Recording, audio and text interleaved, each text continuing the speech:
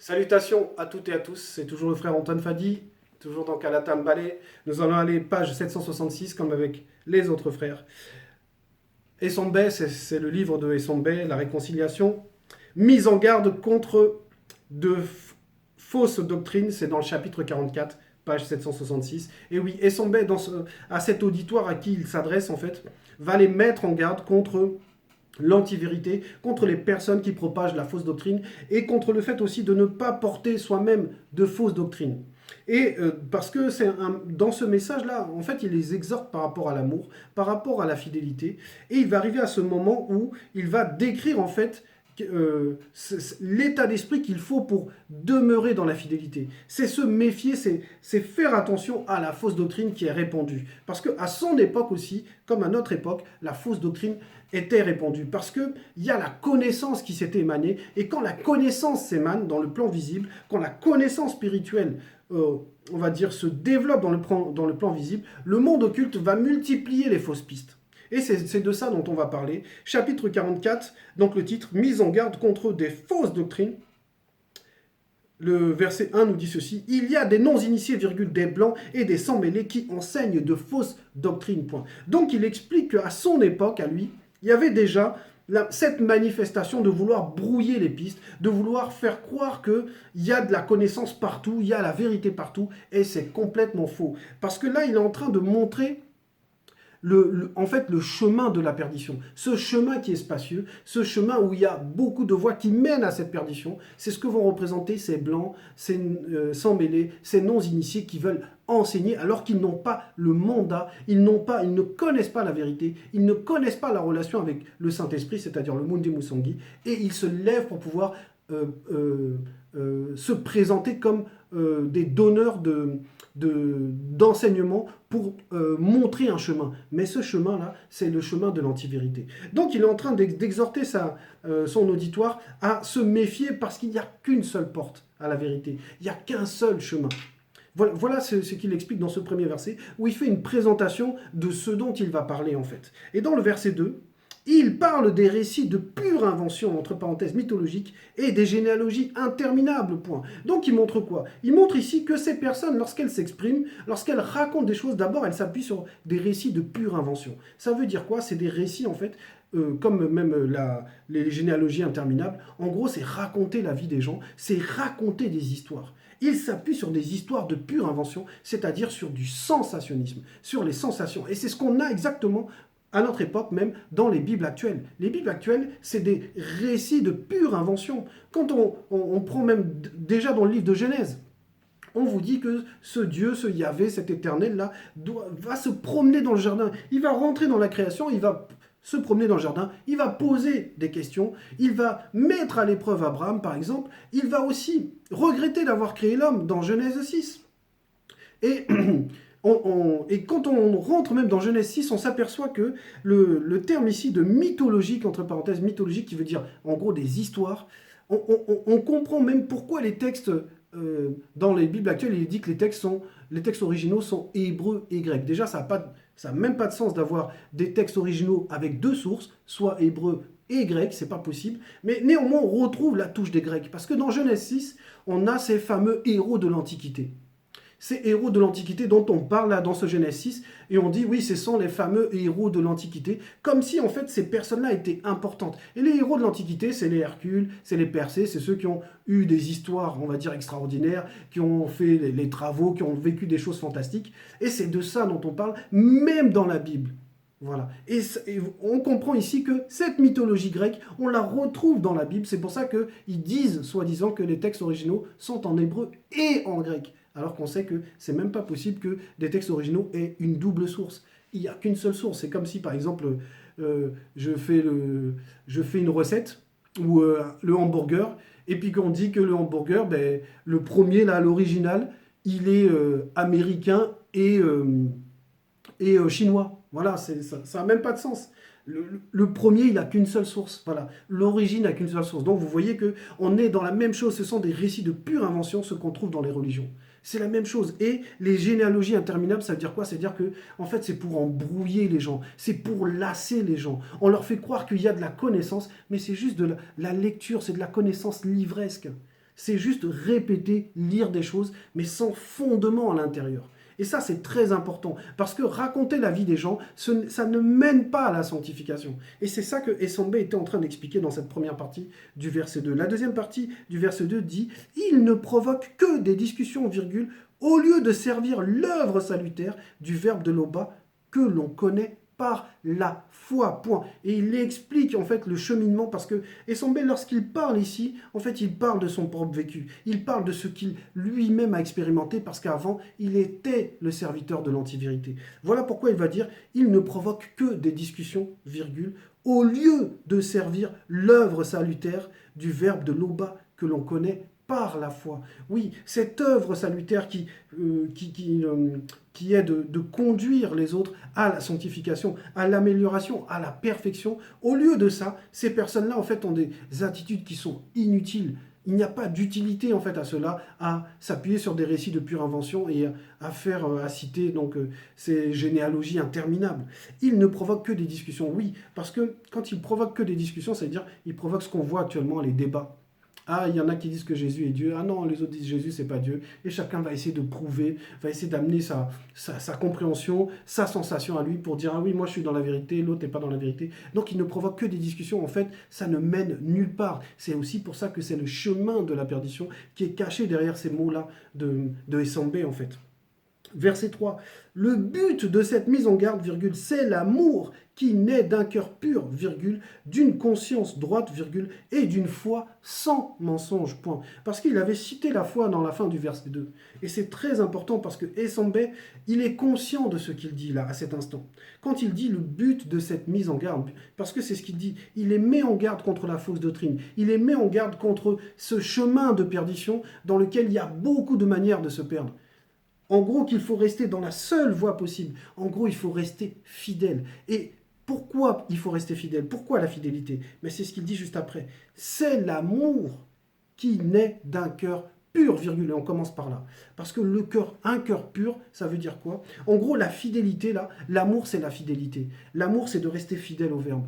Et cette fidélité sort comment? D'abord d'un cœur pur. Un cœur pur, c'est que ça veut dire c'est une personne qui n'a pas de mauvaise intention. Que lorsqu'elle vient vers le verbe, ne vient pas avec, comme les loups déguisés en agneau, elle vient avec des intentions pures. Un cœur pur, c'est-à-dire que quelqu'un qui n'a pas d'arrière-pensée, qui ne cherche pas à faire le mal, qui ne cherche pas à essayer de voir est-ce que c'est la vérité, est-ce que c'est vrai, c'est pas vrai, qui cherche les petites histoires, il ne cherche pas ça. Il a compris qu'il est face à la vérité, il est humble en fait. Et ce cœur-là, un cœur pur, c'est quelqu'un qui a, comme je l'ai dit, qui n'a pas de mauvaises intentions. Vraiment, virgule, d'une conscience droite. Ça veut dire que c'est quelqu'un qui ne va pas dévier dans sa conscience. C'est quelqu'un qui va rester droit par rapport à la morale. C'est quelqu'un qui aime la loi. Et cette conscience droite, ça veut dire qu'elle n'est pas penchée, elle n'est pas inclinée, ça veut dire qu'elle reste sur le chemin. Et d'une foi sans mensonge, parce que lui-même, Essambé, il était passé par tout ce chemin-là. Il savait qu'à l'intérieur de lui, il avait cet amour, il avait ce cœur pur en fait, mais il agissait par ignorance. Il avait ce cœur pur, il avait une conscience droite, c'est-à-dire que pour lui, ce en quoi il croyait, il s'y tenait, c'est tout. Et c'est ça la clé, et d'une foi sans mensonge. Parce qu'il avait compris qu'il avait eu la foi, mais c'était la foi de l'antivérité. C'était la sensation. Parce que la foi sans le mensonge, ce n'est pas la sensation. La foi avec le mensonge, c'est la sensation. C'est pour ça que beaucoup, dans le monde actuellement, beaucoup se lèvent et sont dans la sensation. Ils pensent qu'ils ont la foi. Ils vont vous dire, oui, amenez les morts de l'hôpital, on va les réveiller. Voilà. Ils vont vous dire, ah, Dieu m'a dit, j'ai vu une vision, je sais, c'est toi ma soeur qui est pour moi. Dieu m'a dit, va et parle pour moi. Parce qu'ils sont dans le sensationnisme. Pourquoi? Parce que déjà, ils n'ont pas ni le cœur pur, ni la conscience droite. Et ça, c'est vraiment le fondement. Parce que cette mise en garde qu'il donne, Essambé, c'est vraiment par amour qu'il le fait pour les personnes. Il leur explique c'est quoi l'amour véritable. Parce que lui croyait qu'il était dans l'amour avant, mais il n'était pas dans la vérité. Il croyait qu'il avait la foi, mais il était dans le mensonge. C'est pour ça qu'il parle comme ça. Il dit une foi sans mensonge. Ça veut dire une foi qui s'appuie sur des écrits qui sont véritables, véridiques. Kalatambalé. Donc on comprend mieux pourquoi le titre, c'est le livre de la vérité. Parce que c'est des écrits qui sont véridiques. Contrairement à ce qu'on a dans les Bibles actuelles, où là, chacun va amener son interprétation. Chacun. C'est pour ça qu'on a des contradictions si nombreuses entre les traducteurs des Bibles. Chacun, il vient avec sa propre interprétation, parce que ce n'est pas la vérité. La vérité est unique. Voilà donc ce que Essambé fait comprendre à son auditoire. Verset 4. Quelques-uns, s'étant détournés de ces choses, se sont égarés dans de vains discours, Ils veulent être des enseignants de la parole divine avec des majuscules, Et ils ne comprennent ni ce qu'ils lisent, ni ce qu'ils affirment. Et oui, et ça, c'est ce qu'on voit même encore aujourd'hui. C'est rempli de ces personnes-là. Là, le début est très important. Quelques-uns, s'étant détournés de ces choses. Ces choses-là, ce sont ces trois piliers qui montrent la fidélité, qui montrent l'amour, le cœur pur, la conscience droite et une foi sans mensonge. Ceux qui se sont détournés, là, quelques-uns, s'étant détournés de ces choses, ça veut dire qu'ils sont venus, en fait, oui, on va dire, ils ont ouvert des églises, ou peu importe, là, ils disent qu'ils sont prophètes, qu'ils sont apôtres, qu'ils sont maréchals, qu'ils sont généraux, peu importe les titres qu'ils se donnent, c'est la vanité qu'on voit. Ce n'est pas un cœur pur, ce n'est pas une conscience droite, ce sont des gens qui mentent, ce sont des gens qui viennent par profit. Ce sont ce qu'on appelle les loups déguisés en agneaux. Et on va prendre cet exemple-là. Là. Il y a cet exemple de ce faux pasteur, de ce faux soi-disant... bon, je ne pourrais même pas lui donner de titre parce que c'est tellement bas ce qu'il fait. C'est ce Makosso, là.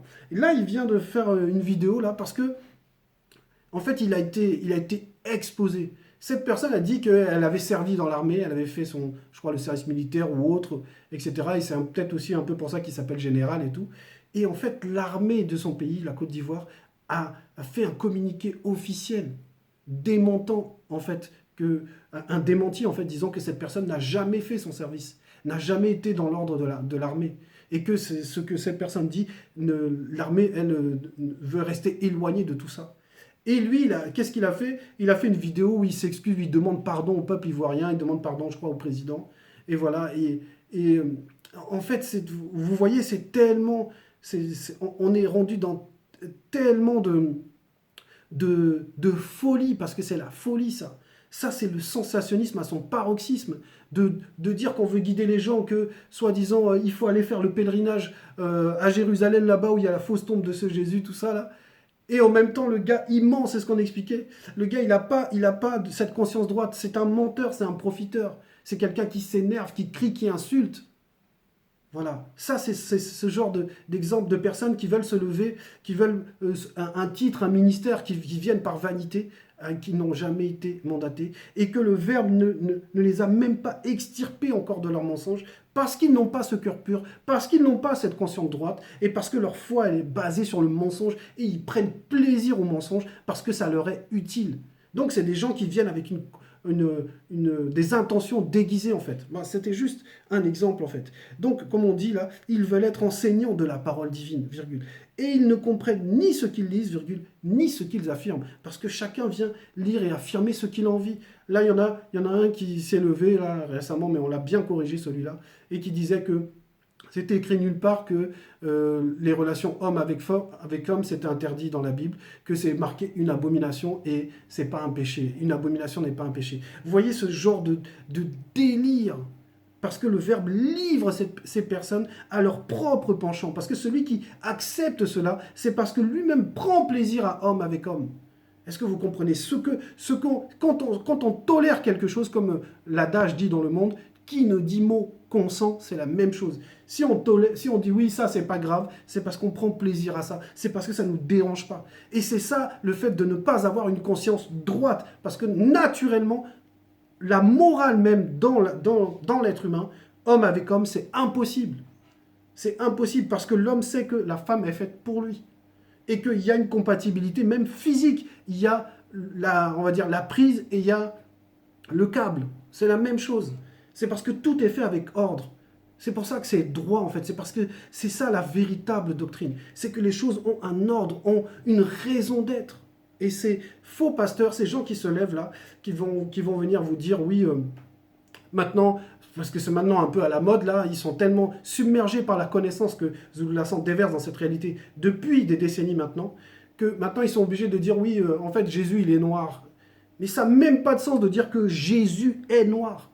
Jésus n'est pas noir. C'est un mensonge total, puisque ce personnage de Jésus n'existe pas en réel.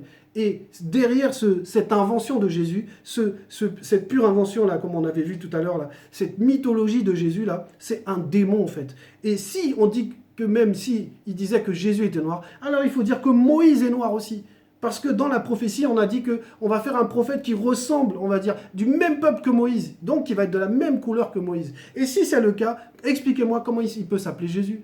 Comment son histoire peut se passer, là, soi-disant, dans la Palestine, là-bas, où il y a, on va dire, que des métis, et que lui, ce noir-là, va se déclarer le roi des Juifs, mais on va le fouetter comme il faut. Et vous voyez, tout ça là, ça n'a pas de sens, parce qu'ils essayent de sauver ce personnage de Jésus là, ils essayent de le rendre encore crédible, alors que c'est le Père Noël pour les adultes. C'est le Père Noël pour les adultes, il n'existe pas. Il va jamais revenir, il va jamais descendre avec des cadeaux, c'est-à-dire le salut et tout ça, ça c'est faux. Ça n'arrivera jamais, parce qu'il n'existe pas. Donc on est dans ce genre de personnes, ceux qui sont égarés, qui veulent enseigner, qui ne comprennent ni ce qu'ils disent, ni ce qu'ils affirment, parce que tout simplement, pour pouvoir comprendre, pour pouvoir affirmer des choses, nous disons ce que nous savons, et nous rendons témoignage de ce que nous avons pénétré en profondeur. Parce qu'il y a le Mundi qui permet, il y a le Saint-Esprit qui permet de pénétrer et de faire ressortir l'explication des choses. C'est ce qu'on appelle révéler l'action. Et le révélateur de l'action, c'est Zulu Lassan.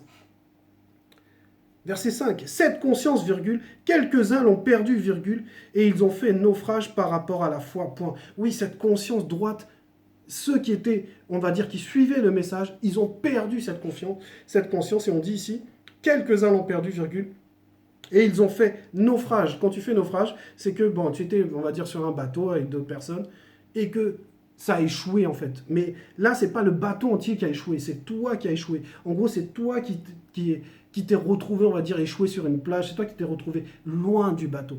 Et ça représente des personnes qui ont, au début, qui avaient le zèle, qui ont aimé le verbe, mais comme ils n'ont pas trouvé leur propre intérêt dans le verbe, ils n'ont pas trouvé ce qu'ils voulaient, ce qu'ils étaient venus chercher, ils se sont séparés, ils se sont éloignés jusqu'à ils ont laissé. Et là, maintenant, le verbe aussi sort de son côté. Et pour comprendre, puisque là, on est dans Essambe 44, on va aller dans Koudoumane 44 pour que vous voyez la connexion.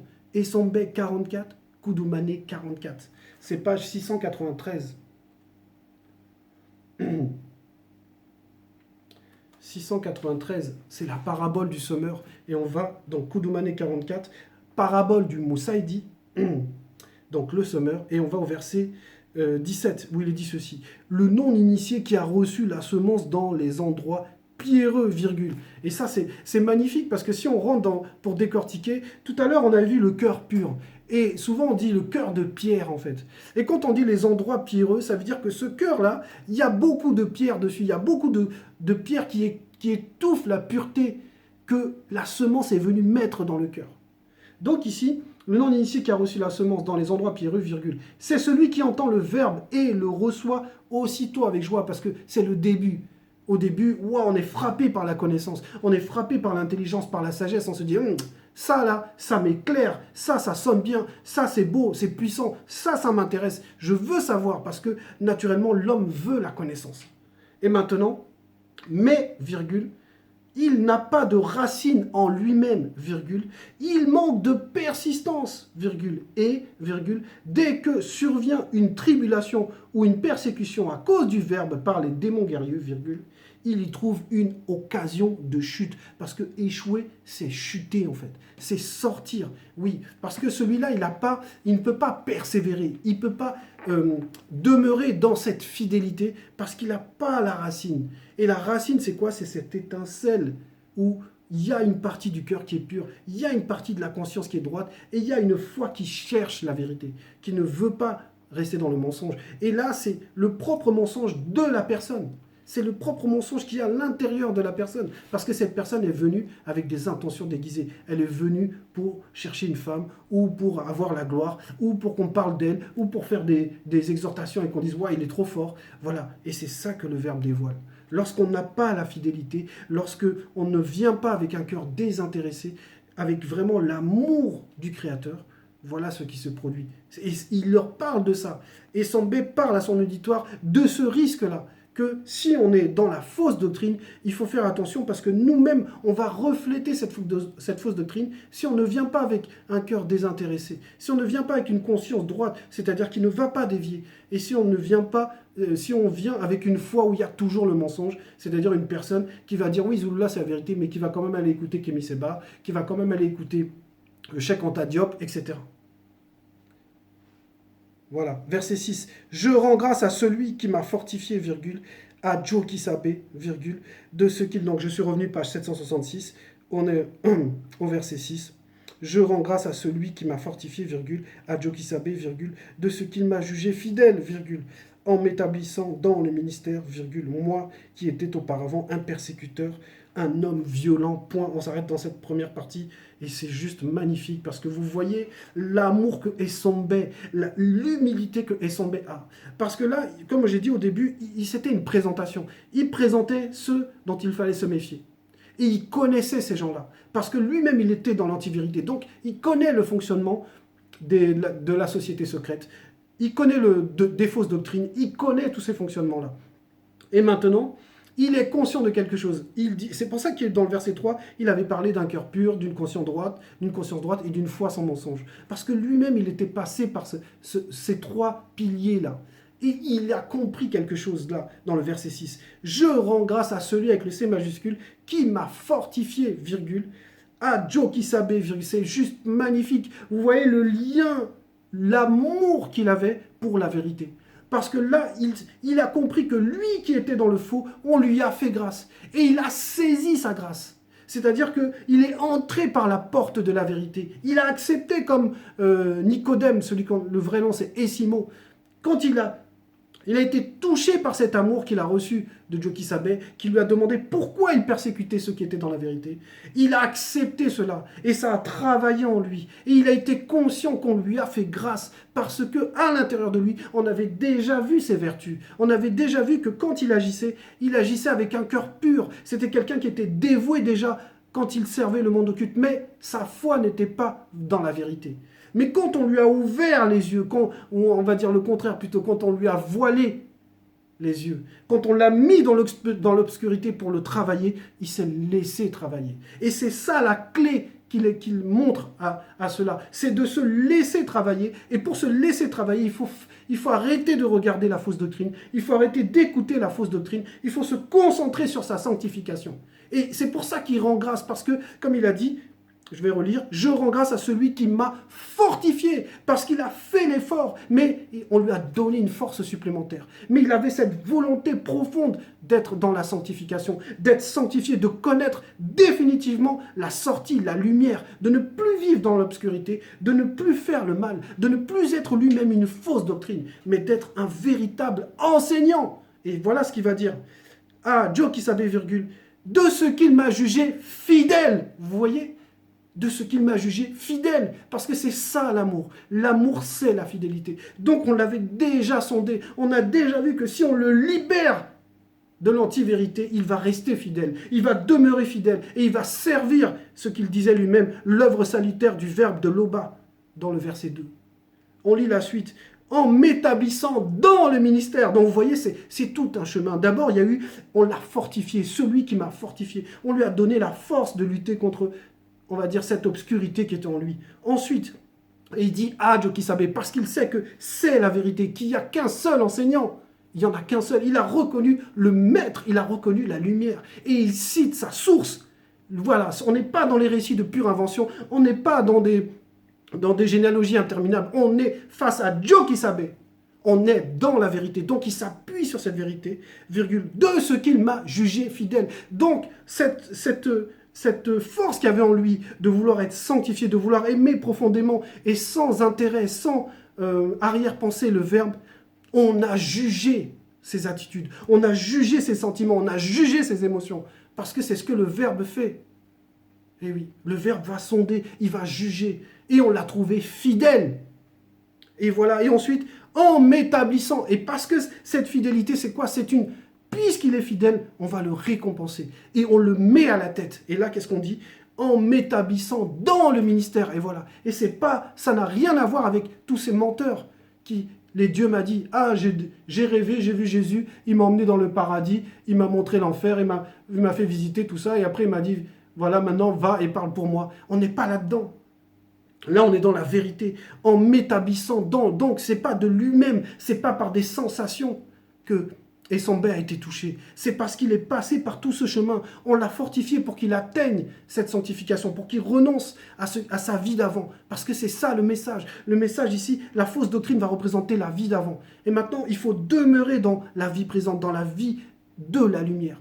Et il a demeuré, c'est pour ça qu'on l'a jugé fidèle. Et maintenant, on lui donne le ministère. Parce que là, maintenant, il peut représenter la lampe, il peut représenter celui qui va amener l'enseignement pour les autres. Et cet enseignement, c'est pas lui-même, c'est Joe Kisabé, c'est le verbe, c'est la vérité. Moi qui étais auparavant un persécuteur, virgule, un homme violent. Donc on a effacé son passé, on a effacé sa dette. Parce qu'il le dit lui-même, il a l'humilité de dire, oui, je reconnais. Moi, avant, j'étais comme ça. Mais je ne suis plus ça aujourd'hui parce que Joe Kisabé est intervenu, parce que je me suis laissé faire, parce que j'ai aimé la vérité plus que celui que j'étais avant, c'est-à-dire un persécuteur, un homme violent, un homme qui faisait peur, un homme qui avait du pouvoir. Mais il a renoncé à tout cela.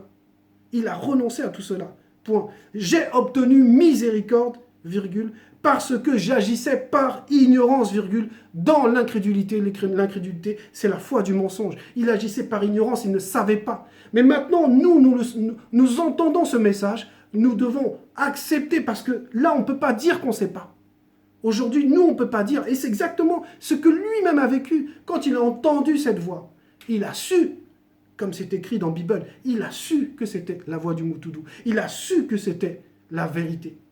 De même que quand on écoute Zulula, on le sait, même ces faux pasteurs, quand ils écoutent, ils le savent. Mais c'est la transition qui est difficile pour eux. Et c'est pour ça qu'il les encourageait à demeurer là-dedans.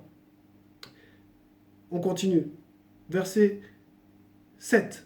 Et la manifestation de la grâce de l'Oba par le Mundi a surabondé, virgule, avec la foi et l'amour qui sont en son verbe. Voilà. Et il explique, voilà, comment il est aujourd'hui, ce qu'il ressent aujourd'hui. Ce qu'il ressent, c'est que cette manifestation de la grâce a surabondé. Ça a dépassé, ça l'a couvert. Parce que quand ça surabonde, c'est ça vous couvre, ça déborde. Et c'est ce qu'on voit. Son ministère, c'est un ministère de débordement. C'est quelqu'un qui est parti, qui a œuvré, qui est parti, on va dire, sur la route, qui a rencontré des peuples pendant 14 années, et même plus encore.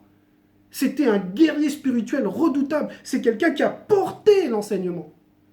Il a porté la foi qu'il avait, il a porté l'amour qu'il avait. C'est pour ça qu'il peut parler de cette manière, parce qu'il rend témoignage.